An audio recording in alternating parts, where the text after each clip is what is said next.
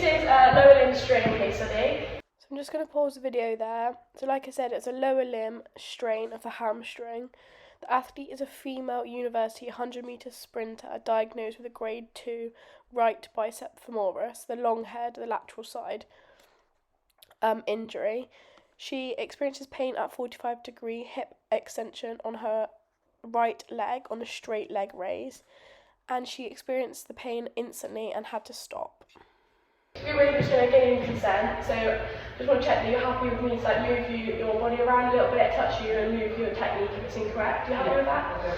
Perfect. So to begin with, we're just going to do a simple glute bridge.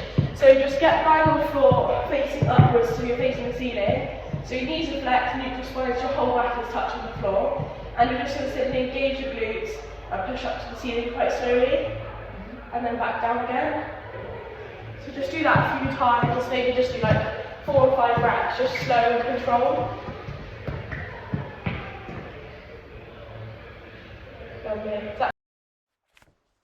So the muscles used during a glute bridge are the hamstrings, which are made up of the semimembranosus, the semitendinosus, the bicep femoris, and then also the glute maximus. Feel alright? Yeah, all good. Just make sure you've got fully neutral spine when you're going back down. One more.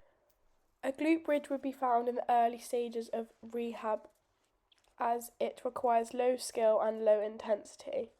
The aim of a glute bridge is to target the glute max, which is a hip extender and works the hamstring as well as the core. Perfect. Okay, so if that was a bit challenging for you, to progress that, all we have to do is same positioning, but instead of having your feet close to your glute, just move them away a little bit. So then you just push up, and then you'll hopefully find that a little bit easier. It's less strain on your hamstrings and your glutes. Just see how that one feels for you. Still slow and controlled, a little bit forward, perfect. And just push up like normal, engage the glutes. Engage the core. How does that feel? Yeah, good. Easier than the first ones? Yeah. Perfect. Just do 2 more.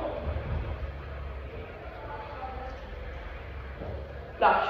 Okay, so then a progression of just a simple glute bridge is I'm just going to grab a weight, obviously depending on how much you can do. Just rest it on your core, and same again, but making sure your feet are closer than the ones you just did, and just push up. And back down, and that should be a little bit harder because you've got like added load. Another one you could do is just lifting one leg up, because then it has to be way more controlled and there's more pressure on your glutes. Give the weighted one a go to begin with, and just hold the weight on your core. Slow and controlled it again. So that should feel a little bit harder because you've got added load. So just do 2 more of those ones. 1 more. Perfect. And then just drop the weight off, and then just see how you find the single leg one. Yeah, so same again. Slow and controlled. Actually, you can obviously do that on both legs as well. Alright. An added progression not mentioned would be a glute bridge on a medicine ball with the athlete's foot or feet resting on the medicine ball, making it an unstable surface, which works more on proprioception and balance. Other exercises that would be suitable for a lower limb strain of the hamstring in the early stage of rehab would be heel digs, getting into dorsiflexion in the position of a glute bridge that works more the tibialis anterior as well as the hamstrings, or a glute bridge with the athlete's weight through their toes, getting into plantar flexion, which works more the gastrocnemius and soleus, as well as the hamstrings. A leg curl, which is a machine of a lower body exercise, or a Nordic for the eccentric action and the core.